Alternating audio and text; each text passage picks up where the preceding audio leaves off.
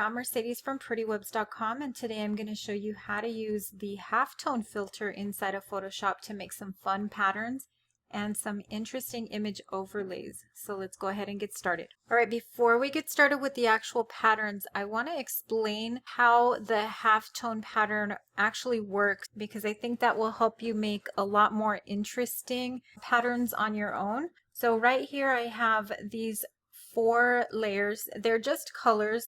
This is a 25% gray, 50%, 100, and 200%. Let me show you how I got those numbers. So I'm going to come here and click just to sample this color right here.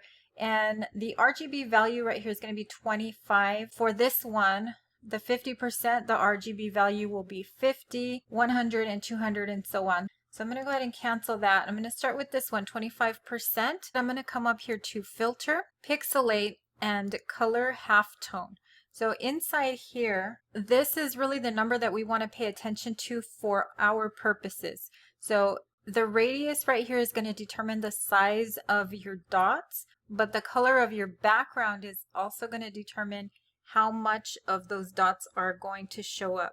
If you're familiar with masking in Photoshop, it's somewhat the same concept there. So if you have a lot of white, the dot's going to show up much less. If you have a lot of dark, the dot is going to show up much more. I'm going to set our max radius to 30 pixels. And then this area right here, these channels actually represent printer settings, so CMYK. This is the amount of rotation that you're giving to the color plates, but the way we're using it here is more of an aesthetic than it is for printer settings. Just make sure that your channel settings are all set to 0 and we don't have to worry about this at all.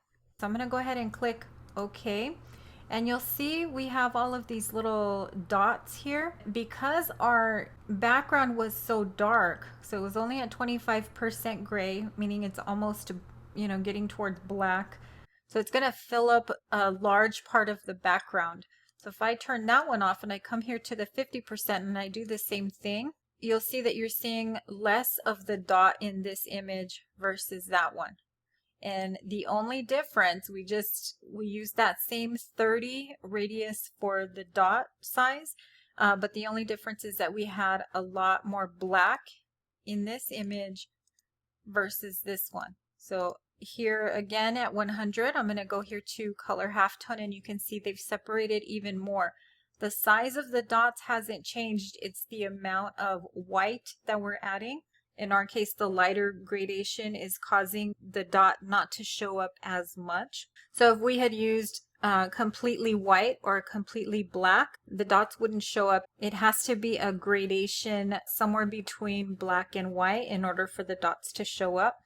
So again, I'm going to use this one, which is a much lighter gray color, and I'm going to do that same filter, and you can see that it's much smaller. Even though we haven't changed the size of the dots, it's just a smaller representation of it because we have that lighter color mixing in the background. So the way that the color of the background interacts with the filter itself is really going to help us control the patterns that we're creating. I want to show you how we can use some gradients in order to create some patterns. I'm going to just turn those off, and I'm going to come here to the gradient tool right here. I'm going to click up here and I'm going to choose, so I think I'll choose this one. It looks pretty basic. Okay, so we'll use this one. This is a pretty basic gradient. I'm going to click OK. We just have, the gray here, a lighter gray and then a darker gray. I'm going to click OK. And then I'm going to start here with this linear gradient. I'm just going to go across here with that. I'm going to do that same thing, the color halftone. I'm not changing anything. The settings are the same as what we started with that 30 pixel radius. And you can see the dots are much bigger and showing up a lot more, and then they start to fade out and then they come back in. That's just the pattern of the gradient that's showing up here. So I'm going to add another one, and we'll do that same thing. This time we'll use this, the radial gradient, and I'm just going to go out to the corners, filter, color tone, and you can see we've got that same thing but in a circular motion. So if I wanted to add some more interest to this, I can, let's see, we'll add another color here, maybe darker color. The way we set up these gradients is going to affect the actual pattern that we create later on. So we can just play with this to see what we can come up with. I'm actually going to add a completely white one there in the middle. Click OK, and then just see what we come up with here. Let's add another one there. Okay, so we're going to come back up here to filter halftone. And you can see with this one we have much sharper contrast because the gradient wasn't as gradual as it should have been. So you can get a pretty distinct pattern here, or you can get something that's going to be much more subtle. Let's go back into gradation. Let's try this one. I'm going to click OK. This time we'll try a diamond pattern. And we'll do that same thing, filter. So you get the idea of how you can use the gradient tool in order to create some interesting patterns. So you can get even more control over this. I'm going to go ahead and turn these off. And I'm going to add a new layer. I'm going to change the color here to about 200. So that color is going to be C8, C8, C8. If you're looking for the hex code on that one. So we're going to leave that at 200. I'm going to go ahead and fill that, Command and Delete, Control and Backspace to fill that with the background color. I'm going to come here to my shapes, and I have this shape. This is from the playing card suits. I'm going to use this heart, and I'm only using this right here to grab a selection from it. So I'm going to press Command and then just click on it when I see that little, you see that little white square right there. You just click, and then you'll come back up to select, modify, and we're going to feather this out. So we're feathering, we'll leave the radius at about 10 and click OK. We're going to add a new layer here on top, and we're going to fill it with this color right here. So that's going to be Option and Delete to fill this with the foreground color. I'm going to go ahead and delete the original. If we wanted this to be a frame and we wanted the entire image to show up here and we just wanted dots around like this, then you would leave this completely black. But what I'm going to do is, because I do want some subtle dots there, so I'm going to leave it at about 20%, and I'm going to go ahead and fill that with the 20%. Command and the letter D to deselect, and now I'm going to press Command and then just grab both of these, Command the letter E to merge those together, and then I'm going to come back up here to filter, color halftone, and you can see that we have that heart there in the middle.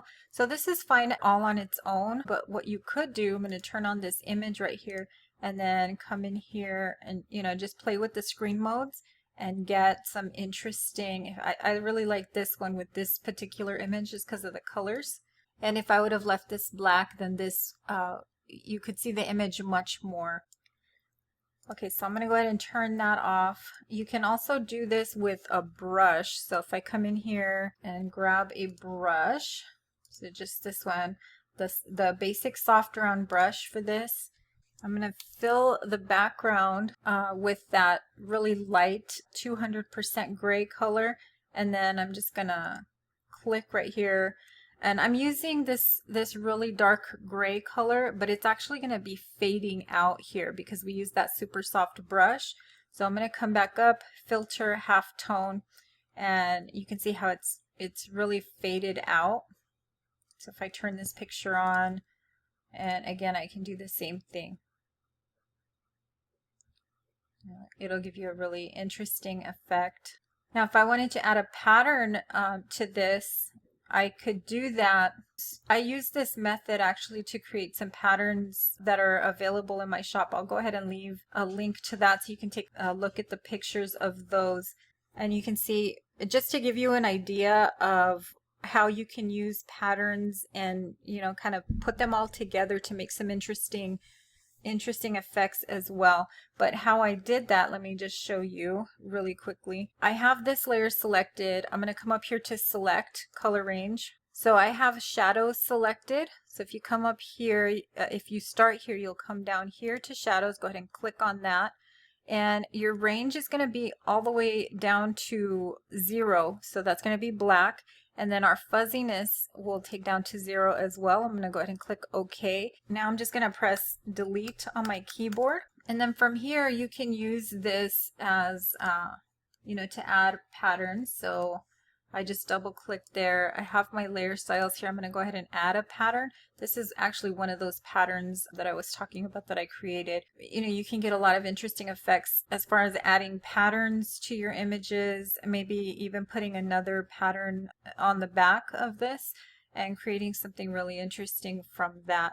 But these are just a few ideas for you. I'm going to go ahead and click cancel. And you can actually restrict where those patterns are created as well. So say if I wanted that halftone pattern to show up maybe, you know, on this side right here, but not in front of her face, and I can actually come here to the, I'm going to use the rectangular marquee tool and then just grab this selection here, and I'm going to fill that selection with the gradient. So I have the gradient tool, I have my gradient set to this grayish color here. I'm going to add a new layer. I'm going to just grab my linear gradient and then just make that line there. And then now when I come up to filter halftone, it's only going to add that to that little section. And if I want that smaller, I'm going to come up here to filter, pixelate, color halftone again, and I'm going to reduce that to 15 pixels so you get that much smaller. And then of course you can come in here and work with the layer modes and, you know, see if you can find some interesting effects. I think I would stick with something like that maybe, I don't know, but it's just another idea. So you can restrict it to certain parts of your image. You can use this with brushes, with gradients, and also with shapes. So the last thing I wanted to show you is how to change the coloring of this. So if you double click right here on the far right hand side and choose color overlay, this can be any color that you want. I'm going to go ahead and stick with this. Well, actually, I'll probably go more purple, like a darker purple. And then just kind of go through these blend modes here. But for me, I tend to like lighten, and I like screen. I like the way this one comes out. But again, you know, this is all about experimentation, so just kind of go through those and see what you'll like for your images. So I hope you liked this video. If you did, make sure to like, share, and subscribe to this channel. Visit PrettyWebz.com for more design resources and tutorials. Until next time, thanks for watching.